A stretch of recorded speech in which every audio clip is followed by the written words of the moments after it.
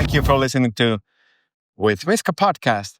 It's August 10th. For this episode, I will do something a little bit different because my favorite band is AC/DC. So I've been wanting to do like episodes where in one episode we go through each AC/DC album. But to start this off, I'm going to do them at some point. But to start this off, I thought that I myself go through all the AC/DC albums from memory without doing Wikipedia, without doing any research, because I remember them pretty well. Let's see how well I actually remember them. So I'm going to talk about AC/DC, the discography of AC/DC. First, AC/DC released some singles. I think the first single that they released, so this all is coming from my memory. So I might be making a lot of mistakes. I think the first single AC/DC released in Australia was Can I Sit Next to You, Girl? Can I Sit Next to You, Girl? And it was with a different singer, like one of their first singers before Bon Scott or Brian Johnson. The singer was Dave Evans. Dave Evans, I think, was the name. And you can... the song is pretty fun AC/DC song, but there's something weird because it's about love, but it's a little bit aggressive. And especially with Dave Evans' version. And when I saw a video, he's sort of a big guy. And it's too aggressive to be like a nice love song. But if I remember correctly, they re-recorded it with Bon Scott. And what Bon Scott brought was certain like a playfulness, something fun, made it much lighter. But that was a good start. You can hear the riffs and the music was okay, but definitely Bon Scott made it lighter. And then the first album that they released, I know in Australia or some countries they did High Voltage and T.N.T. But the first album I got was called T.N.T. And if I understand correctly, it was the worldwide release. It was the compilation of High Voltage, T.N.T. And I think it also had a cover song, School Days from Chuck Berry. I remember that being, up in the morning out school. So it was interesting because it had a cover song. AC/DC doesn't usually do many covers or any covers. So I think T.N.T., the worldwide release, was a compilation of those two albums. The song that I remember from that is the School Days. And I think it may have had the Can I Sit Next to You, Girl? Maybe High Voltage. And High Voltage is a really good song. Like one of the best regular AC/DC songs. Like the ones that they used to play live quite a lot. And of course it has T.N.T. And T.N.T. song is special because it's just a good song and it really talks well. It shows the basic AC/DC. It's a simple song. It has fun words. And it has the groove that AC/DC has. And a special song, T.N.T. is also special because Agnes and... In half a mile, merge onto I-5 South. Okay, that was my map. Yes, so... because Agnes and probably other people sing Oi, Oi. And that's one of the only live songs where Angus says anything on the mic. And I know in live shows he says Oi, Oi. And that was very exciting when I was a kid. And it's still exciting. So T.N.T. is really good. And imagine, like they came up with... Continue on I-5 South for 48 miles. They came up with one of their best songs. One of the top songs, and if High Voltage was putting that to High Voltage and T.N.T. in their first worldwide release. And then the next album, I might be wrong with this, but I think it's Dirty Deeds Done Dirt Cheap. And that song, the title track Dirty Deeds Done Dirt Cheap, is so good. It has same kind of fun lyrics as High Voltage also, but also T.N.T. A little bit criminal, but in a mischievous, in a fun way, especially because now they have Bon Scott. And they also had, I think Dave Evans the original singer or one of the original recording singers who only did that one single, Can I Sit Next to You, Girl? But Banska, it's fun because they sing about crime and being sort of mischievous or something like that. I don't know what the word is. Bon Scott makes it fun and light. And I've been speaking with many of, with Jaakko Manninen and my friend about how Bon Scott was one of the rare singers who has sort of playfulness and like in a Let There Be Rock music video, he smiles. So because rock and especially metal can be sometimes very serious. But I feel that in many of the songs, Bon Scott was smiling a little bit. So, Dirty Deeds Done Dirt Cheap, definitely one of their best songs ever. Very fun. But about the album, I used to have it, and I guess I still have it. I just don't know where it is. The other songs, sort of comedy songs, humorous songs, Big Balls, Squealer. Let's see. I don't remember the other songs. Big balls. I've got big balls. You've got big balls. We've got the biggest balls of them all. So sort of teenage little kid or adolescent humor, if adolescent is the right word. And I heard that from the Dirty Deeds Done Dirt Cheap was actually the record company considered it that bad that they didn't want to release it in America or in other countries before later when they became more big band. But having just one song, Dirty Deeds Done Dirt Cheap, classic, a wonderful song, makes the special album. And maybe after this, it was Powerage. Okay, the first, ACD started about 73, 74. So now it was about one album per year. And I think the next album might be, let's see, I would say it was Let There Be Rock or Powerage. But let's say it was Let There Be Rock. I don't remember any other songs that they had in Let There Be Rock. But in that, there was a song, Let There Be Rock. And that's a wonderful song. And what I first think about when I think about song Let There Be Rock, in that YouTube, there used to be, like when they rip off the tracks, like there was just Malcolm Young, who is the rhythm guitarist of AC/DC. His rhythm guitar,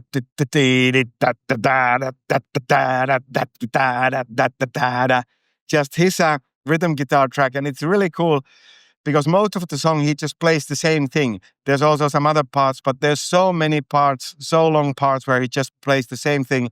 And in many ways you feel, or I feel that that's what rock is about. And you can hear just how good rhythm guitar player he is. And in many of the albums then and also after that, it's like, I think Malcolm Young rhythm guitar player was on the left side and Angus playing a little bit more solo and a little bit more colorful stuff is on the right.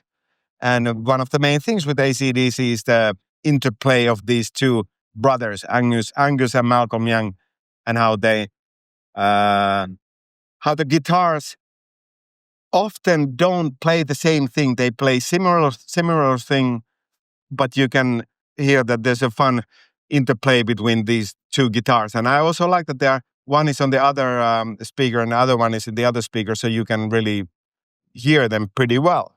And one of the good things that I like in AC/DC is that the riffs are not really that complicated and there's not that many instruments, so you can hear, even though you're like, I'm not really that musically inclined, so I can really hear, okay, this guitar is playing that, this guitar is playing that, bass is playing that, and drums, and then there's the singer, and that's it.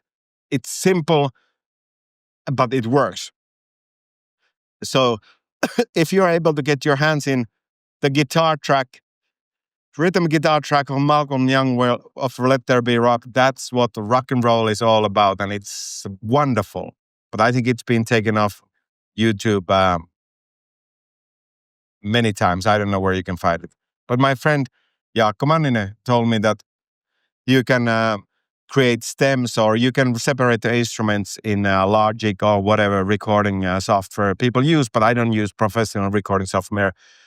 I mainly use GarageBand or Cubase, and those I think they are a little bit lower level with recording softwares, and I can't afford like a proper software. Anyway, now, so Let There Be Rock. I don't remember what other songs there were, but that's good. And after that, it was Powerage, which I listened to not that long ago, and what I noticed that it's so punk.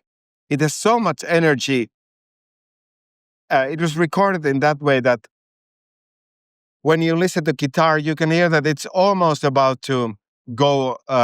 It goes to overdrive, so you get the fuzz, the distortion, and I've been hearing that they don't use any pedals. I might be wrong, but they just use the natural distortion of amp when you just put it so loud that you get the distortion. So you can really hear like the crackling of the amp, and you can feel the power that the guitars have. But what songs are in Powerage? If I remember correctly, one of the big songs was what is it called? Riff Raff, which is so good. It's very energetic. And I remember that song actually from the first when I heard their live album with Bon Scott called If You Want Blood, You Got It.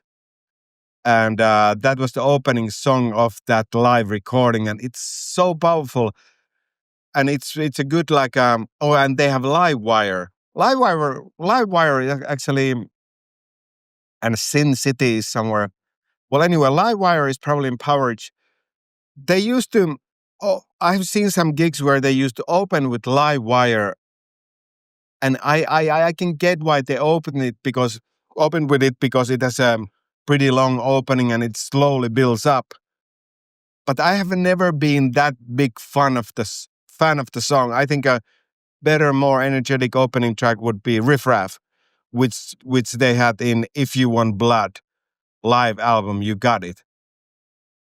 So in Powerage, you can really, the way it's recorded, you can really feel the energy of the guitars. And I think the next album then must have been If You Want Blood, You Got It. And here we are about year 78. And it wasn't a surprise for me, but I guess one of the big things with AC/DC is how good live band they are and how much energy they have. They probably didn't have any overdubs in If You Want Blood, You Got It, like some bands have overdubs on their live albums. But I don't know. No one knows much about AC/DC and how they really did their magic. So I haven't listened to that live album for a long time, but I just remember the opening Riff Raff, how it had so much energy, and I also learned to play that riff with my guitar, and I still play it. And it's fun to play. There's an interesting rhythm. At least the way I play it, many of the big hits like dan dan dan. At least the way I play it, they are not downstrokes, they are up. But I don't know if it's just the way I play, but that's a really fun riff to play. And that would be actually a song that I might wanna play with the band. And maybe the drums do a little bit something more weird than just the basic beat that they usually play. But there's nothing wrong with the basic beat because that's AC/DC and that's Phil Rudd. And at this point, their first official, recording basis was Mark Evans. And I think he may be playing in Powerage, but I think he was unfortunately kicked out of the band around then.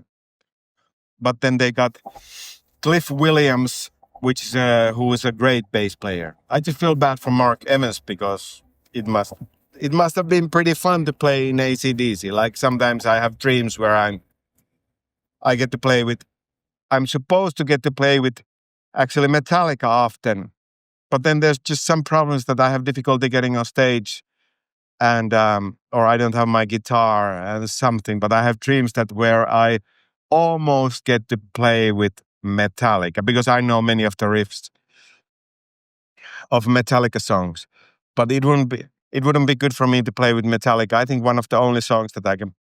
There's not that many Metallica songs that I can play the whole song. I can usually play the basic main riff, the live album, and then it's Highway to Hell, which is Bon Scott's last album before he died. So many people feel that mm, Highway to Hell was a big like AC/DC was like it was a really good album from AC/DC, and I agree.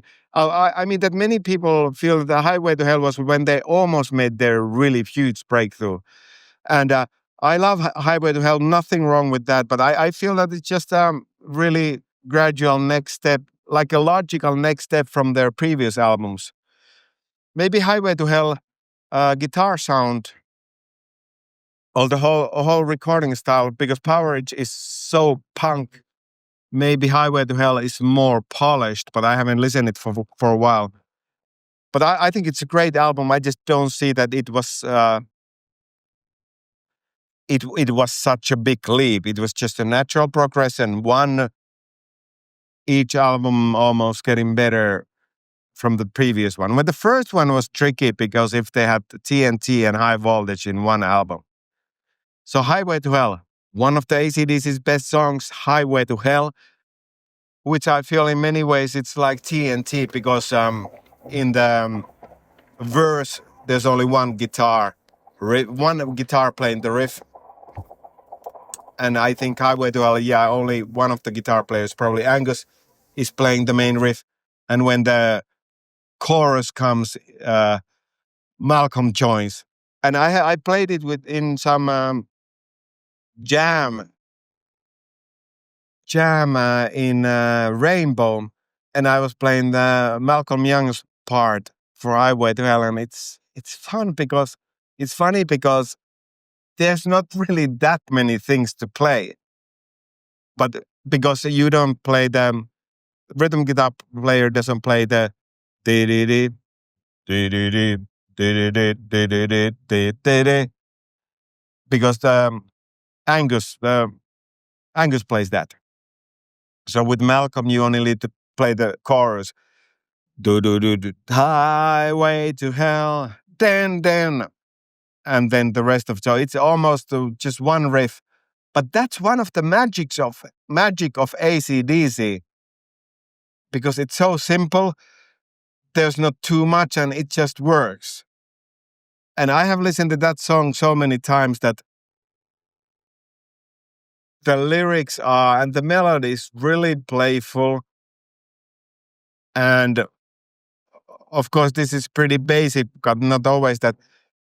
The guitar riffs has a specific rhythm. Living easy, living free. Season ticket on a one-way ride. There's an object on road ahead. There's an object on the road ahead, says my map. So I'm curious. Would love to know like how they made the melodies, because there's a pretty simple but very cool riff in the background, and then the singer Bon Scott almost like jams, almost improvises this what he's singing. It's so light. Living easy, living. It sounds very light and cool. And then there's the chorus, a couple of the solo and the chorus. So it's very simple, but it's just so good. And I think in this one, Phil Rudd is in so important role because he basically plays the regular beat almost the whole time, but he he just has a so good rhythm. I'm gonna take some energy drink. Rockstar. Works with the theme of the show, with the podcast. And then, unfortunately, their lead singer, Bon Scott, dies.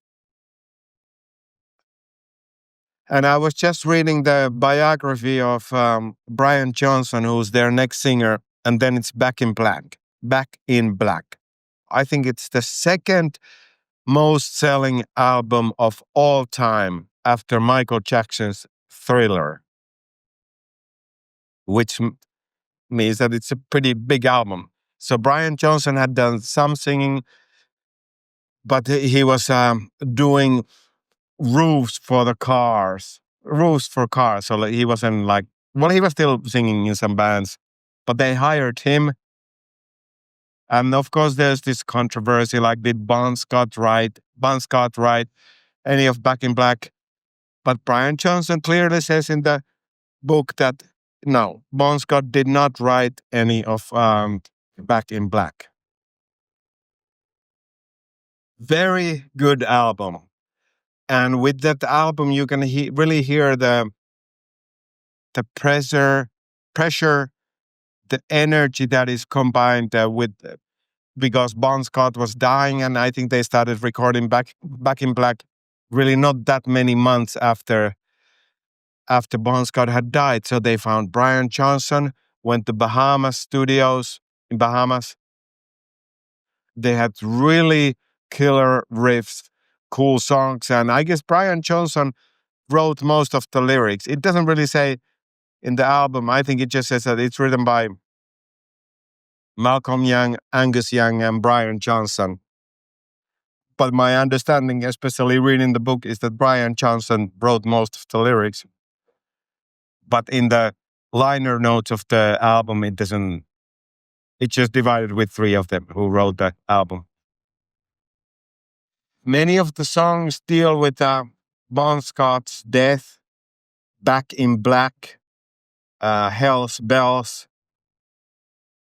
I don't know how the others do, but you can just feel the energy, and it was just an important part of the band's life, because easily they could have quit, but they wanted to continue. So most of the songs, basically all the songs, are really good, but there's a certain specific energy and heaviness in that album. And Brian Johnson sings so loud and really, really high. And in the book, it said that how the producer, Mutt Lang, was pushing him to sing even higher.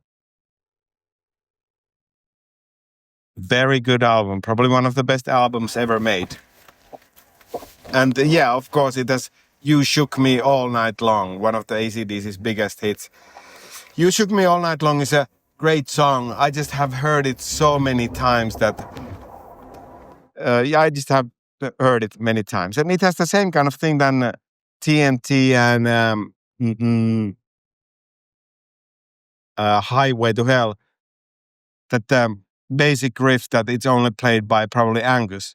And then and Phil Rudd doing the basic beat like a metronome. He's great. And like people said, he has specific swing. And I've been wondering and trying to learn, like, okay, so this is the way I may feel about Phil Rudd. That instead of just playing a straight beat, that there's a certain swing that in the underneath it, there's a certain swing that you can feel underneath that basic beat that comes from rock and roll and maybe even jazz, blues. And I've been trying to listen because he really doesn't play those notes, but there's a certain specific swing that it's not just straight. It would be interesting to know how many of these songs were done with metronome, or was it just Phil Rudd keeping the beat? I generally like when songs are not done with metronome, like Guns N' Roses' Appetite for Destruction, at least That's what they say, that Steven Adler, who was Guns N' Roses drummer at that time, that his tempos were really changing and living inside the song, which makes song exciting and makes a song breathe and makes it live and organic. So Back in Black, one of the best albums ever made. Then there's For Those About to Rock, which is a little bit weird because it's a wonderful album. In many ways, it's as raw as Back in Black, or these other albums. I had the cassette, I bought it, and I've been listening to it, but it really doesn't have that kind of energy or that kind of urgency, even though everything is fine. Brian Johnson sings really loud, and they have the song For Those About to Rock, We Salute You. It's in that album, and I think they still end their gigs with that song. And he sings so cool and so loud and so high. So that's a great song. But the other songs, they are fine. I'm just not getting the same kind of feeling that from Back in Black. And this is an interesting question. Why? Like, if the music is sort of the same, but what kind of energy is behind the music? Why something is great and something is not that great? But it's a wonderful album. Probably without Back in Black, if For Those About to Rock would have been their first album with Brian Johnson, that might be more great. But it's difficult to do album after Back in Black. Their next album, Flick of the Switch, that's a weird one too. Because when I go back to it, in many ways I feel that it's like For Those About to Rock. It has the energy. In many ways it's even more punk, more raw. And I heard that they wanted to go back to more raw sound after For Those About to Rock, even though For Those About to Rock sounds really raw.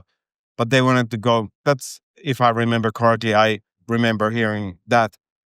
But that's a little bit weird one, because it's raw, but in the same ways, it just doesn't do the same thing for me as Back in Black does. But they have a Nervous Shakedown, fun, good song, and then some others. But often on YouTube, I watch their, I think it's their practice sessions for their Flick of the Switch tour. I think the session was recorded in some kind of film studio in LA, which is fun for me because it looks like a film studio and you can see that they're not wearing much clothes because it was hot. So it feels like, okay, now they're in LA and they're rehearsing. And maybe that's even better because you can hear and see them doing it live. And then it's Fly on the Wall, and which I think was recorded with the young brothers Angus and Malcolm producing. And that's an odd album because basically the songs are fine, a little bit like on a Flick of the Switch. But the sound, of course, it was in the 80s and there was specific sound. So now it was a child of its generation. Maybe it was done 84 or 85. The problem with the singing is that I don't know why they have put so much reverb or echo, I don't know which one is, let's say reverb, on the singing.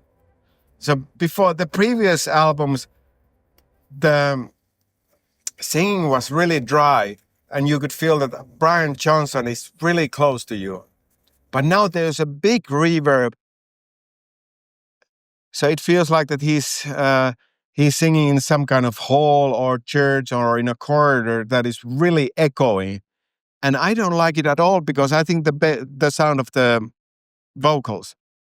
Because I feel that Brian Johnson has so cool sound in his voice that I just want to hear it close, and it comes back close in I think it's Ballbreaker that was produced by Rick Rubin, because in that there's really no reverb in the singing.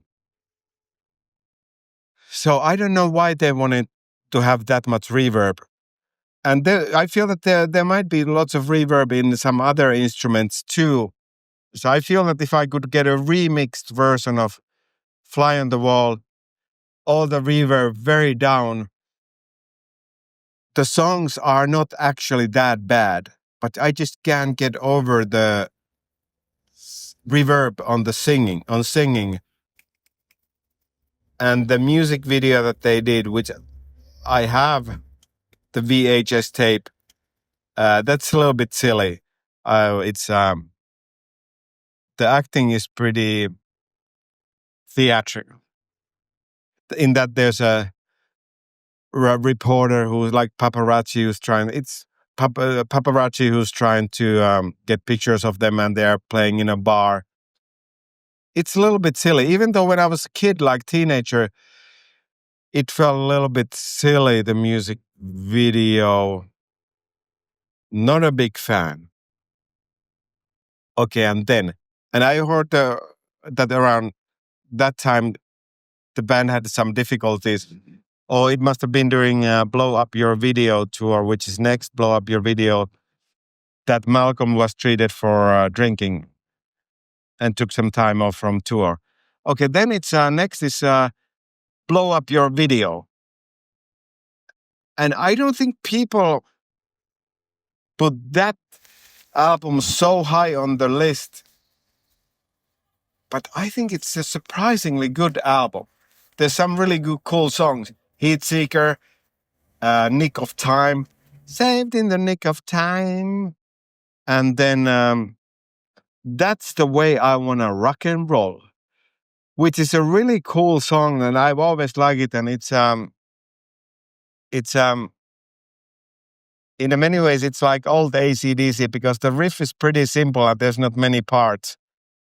The drums are a little bit more colorful, a little bit more complicated. But they also had a different drummer. They had a new drummer. He came in earlier. I think he came on Flick of the Switch already, or at least on Flick of the Switch tour. And his name was, let's see. Oh, I've forgotten that name. But anyway, there was a new drummer which played more colorfully, which I don't mind, but it didn't have exactly the same groove as Phil Rudd. But I feel that Blow Up Your Video has some really, really good songs on it. But I've been listening to every once in a while, especially Heat Seeker, their first single, and the singing has too much echo, too much reverb. It's fine, but it would be better without reverb, at least for me. Then the next album, I think we're in about year 1990, plus or minus 2 years. It's The Razor's Edge. And this is an important album for me because that's when I started listening to AC/DC. Thunderstruck is the first song that I learned to play with guitar, the basic riff. And that's also, in many ways, when I started to listen to rock and roll. I was a teenager, maybe 13, 12.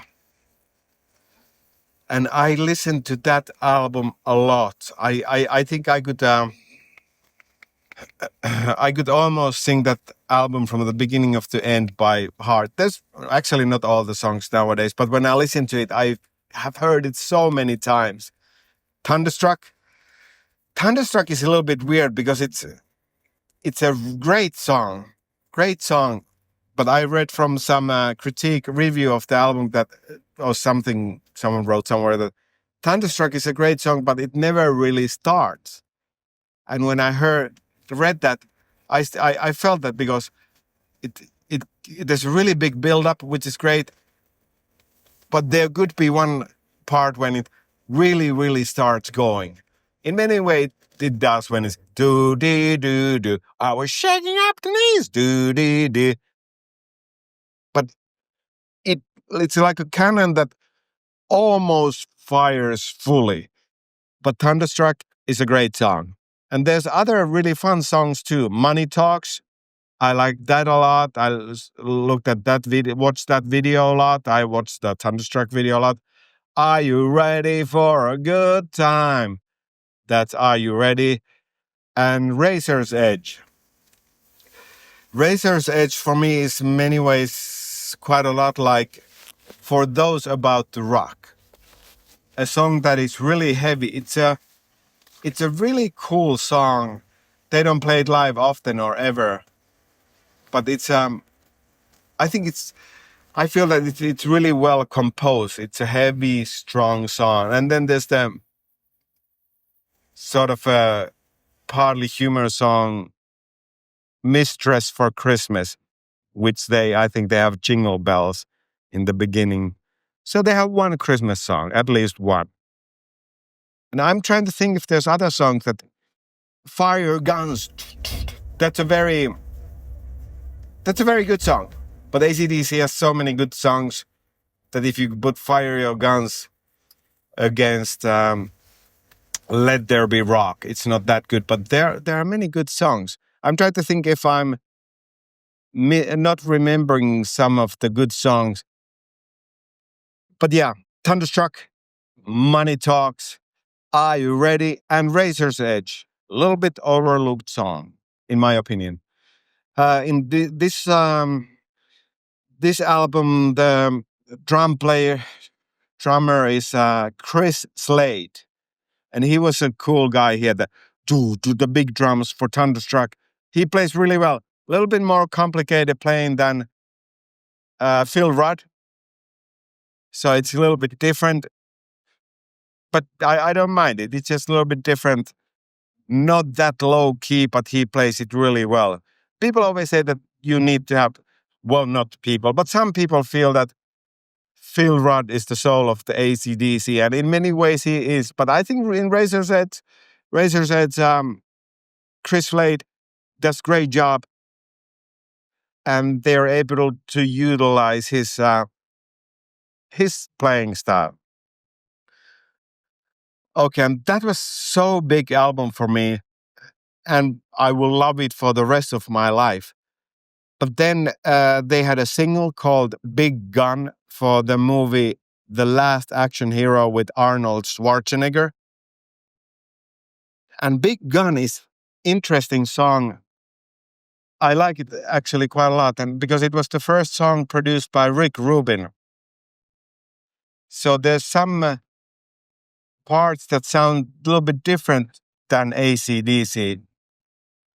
Because when it's Big Gun, I feel that the guitars go on overdrive a little bit more than regular. It feels that almost the speakers are blowing up, and it sounds really good. But it feels like that I don't think AC/DC had that kind of production, this specific production aspect before. And in the middle, there's this interesting jamming part where Brian Johnson, whoa, ho, yeah, yeah, yeah. Like not his regular, really high singing, but it feels like that. It felt like that you can almost look behind the scenes because he's using a different voice that he uses in basically most of the songs. Well, I think in Mistress for Christmas he does, oh, jingle bells, there's some speaking. But I felt that Rick Rubin wanted to get something a little bit different out of AC/DC. So I like Big Gun quite a lot. And you can hear that the producer made AC/DC do something a little bit different. Like there's a big jamming session where Brian Johnson is also singing, yeah, which he also actually did in Back in Black. In the song Back in Black, there's a yeah, they're singing. And one of the cool things, if you can find on YouTube or anywhere, is where you can hear the solo vocal track of Brian Johnson, Back in Black, the original recording from the album. They seem to usually take it down. but that's really, really cool. Like I would like to say that singing doesn't get any better than that. So that big gun was still when I was craving for more AC/DC. So after Razor's Edge, Big Gun single, you get Ballbreaker. And that's interesting because I was a teenager, but being a teenager, it's so tender that for some reason it didn't make such a big impact for me. And I don't think I even have it. I was already moving on, maybe listening to Metallica, Guns N' Roses, Nirvana, if they were already out at that time. But I have gone back to it, and it's weird because, okay, so it's produced by Rick Rubin. And I really love what he did with the singing, that he put the reverb. I don't feel that there's any reverb in the singing.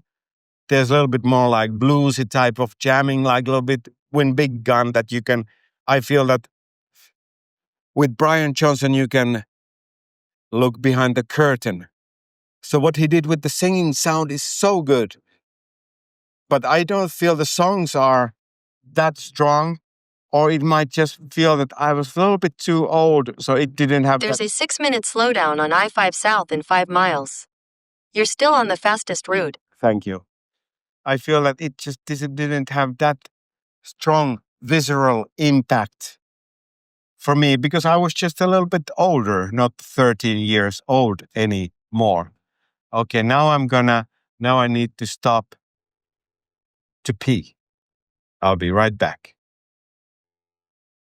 And from Ballbreaker, it gets a little bit weird because I don't think the quality of AC/DC albums probably has gone down, but it's just my age because Razor's Edge came in such a specific time.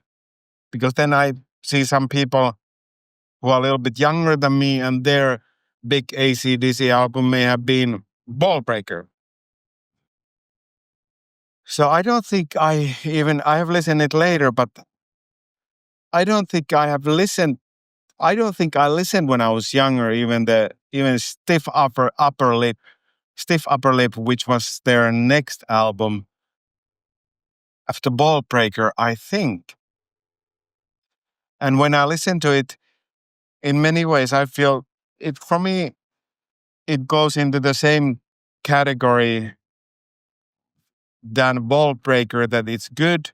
I don't remember how the reverb on the singing is, but I feel that the songs are fine, but they haven't made such a big impact for me. But I think it's the age. So Stiff Upper Lip. And then I actually need to think, what's the next album? Well, I'm thinking about the album that had the single was Rock and Roll Train. But I don't think that was the name of the album. So there was one album, but the name of the album, I don't think it is Rock and Roll Train.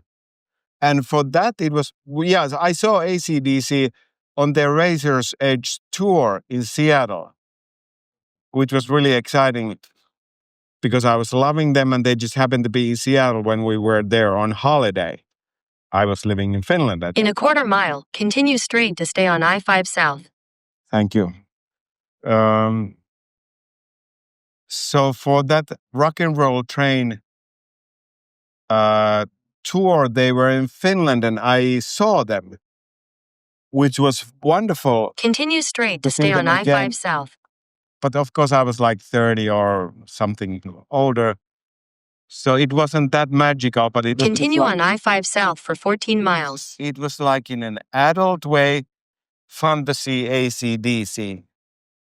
But I remember when I was younger, it was quite a huge experience when I saw them on Razor's Edge tour. I guess if I had seen them when I was 15, because for that Razor's Edge tour, I was 10, 11, something like that. So anyway, yeah, which actually makes me think that I was not a teenager. I was younger than a teenager when Razor's Edge came out and when I started to listen to AC/DC. I'm not sure. So I saw them and on that rock and roll train tour. I never liked the song Rock and Roll Train. Basically, the composition and the way it is, it's a really typical AC/DC and it's good. But I just feel that the Rock and Roll Train as a song topic is a little bit silly.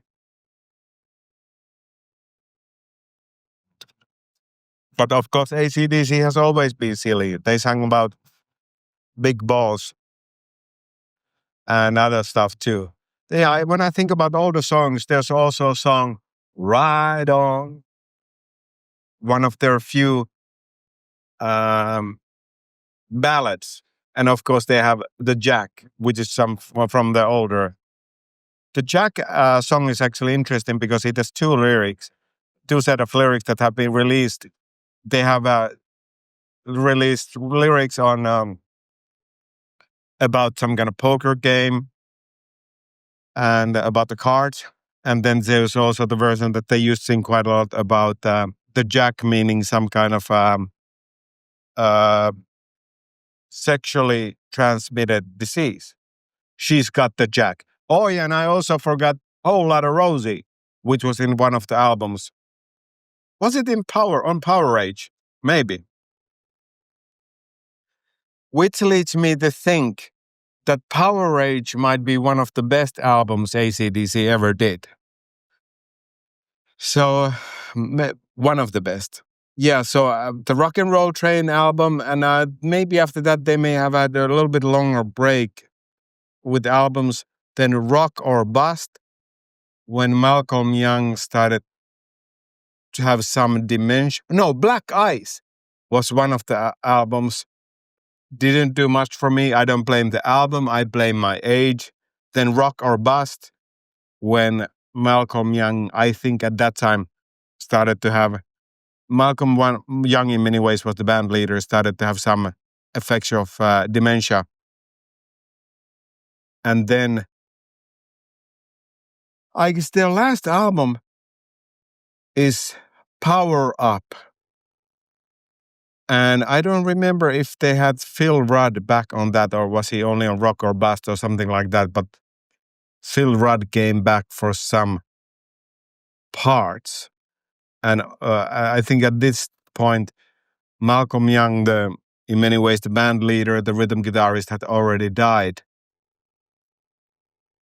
And Angus Young, the guy in the schoolboy outfit, I guess he was leading the band. So when Power Up came out, I listened to it because I wanted to. I don't know. Now I'm 46. It came out a few years ago. I was excited there was new AC/DC music coming out. So unfortunately, the problem with this with Power Up is that there's reverb in Brian Johnson's singing quite a lot, if I remember correctly. Because he doesn't need it. He has such a cool voice. You don't need any effects or minimal effects on that. Well, probably Back in Black has some reverb too, but not strong like Fly on the Wall. So the songs in Power Up, Demon, Fire, and whatever songs they have there, they are fine. But yeah, this is tricky. It's probably my age. It didn't feel that magic for me, but I was excited to hear new AC/DC music. And they're pretty old. They play well. They play well. They do good songs. They sing well. And of course, there has now been live stuff. Brian Johnson cannot hit all the high notes anymore, but I think he's almost 80. I don't know. I'm not sure how old he is, but he's a little bit older than in Back in Black, which was released in 1980.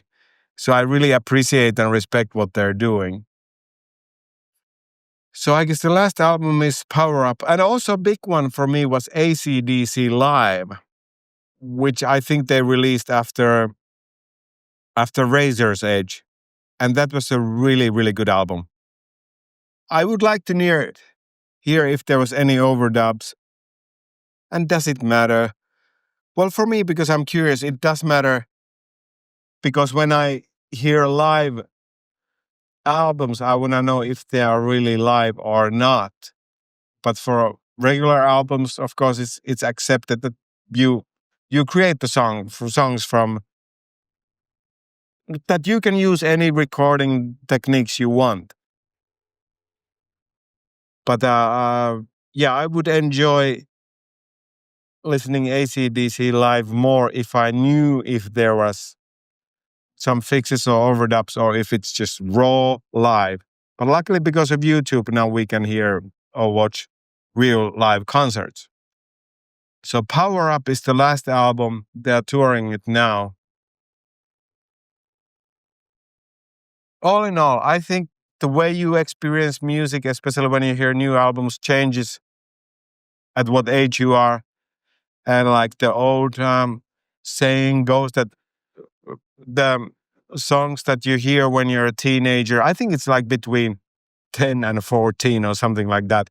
You will love those albums, those songs forever because they make you feel young again or whatever the reasons are. But that was such that's such an important time in a person's life when you mature between childhood and adulthood.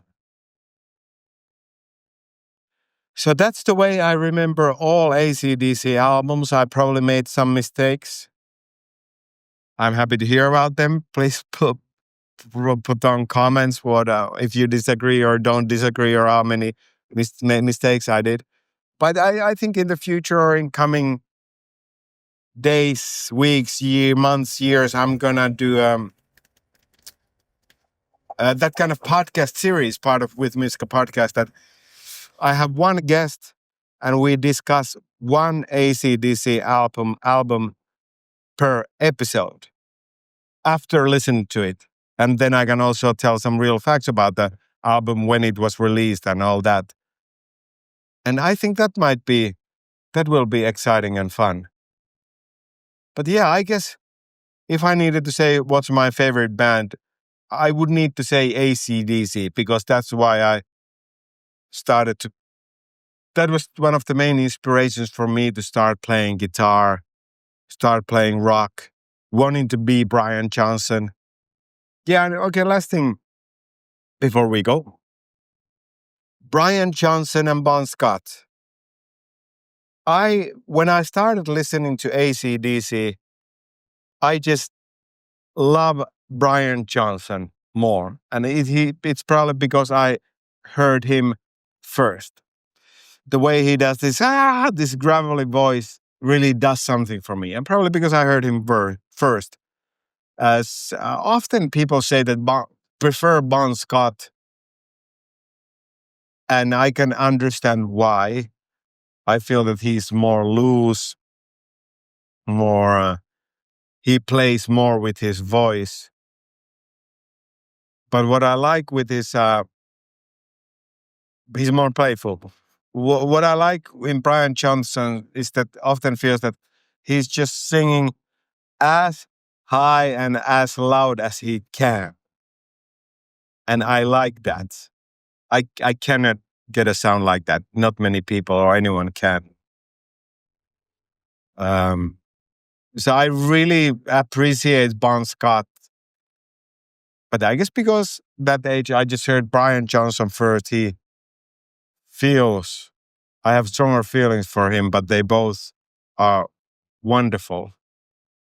And I feel that the older I get, the even more I appreciate and enjoy Bon Scott.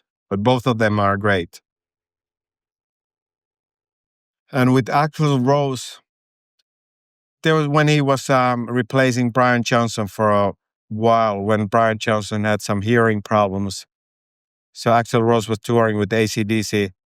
There are some songs on YouTube and some takes, like probably Shoot the Thrill, one of the first videos that ever came out live. when Axl Rose sounds really good. And Axl Rose, for me, sounds best when he's singing louder and higher than he really can. When he's not doing the falsetto that he does now because he's a little bit older. But when he was touring with AC/DC, it was the last chance when he was still really straining his voice and doing the old Axl Rose thing, when he's singing very, very loud. Now he's more technical, which is natural. He's older and he's been singing. He wants to maintain his voice, but the raw power that he had in the beginning of Guns N' Roses' career, and you can still hear when he was doing AC/DC, that danger and that there's not that much control in the voice, that he's just letting it all out. So there's some really cool moments. I guess I should watch more so I could give you a more detailed view about how Axl Rose was with AC/DC, but there were some moments that I enjoyed a lot because he sounded like the old Axl Rose. But I understand when you get older, your vocal cords don't work like that, like they used to work when you were younger. So these are my thoughts on AC/DC albums without doing any specific preparation for this episode, just going off from my memory. Thank you for, let's, there's going to be more AC/DC episodes coming up. I haven't recorded any of them yet, but I'm going to start working on them. Well, thank you for listening to With Miska podcast, and thank you for listening to AC/DC, the best band in the world.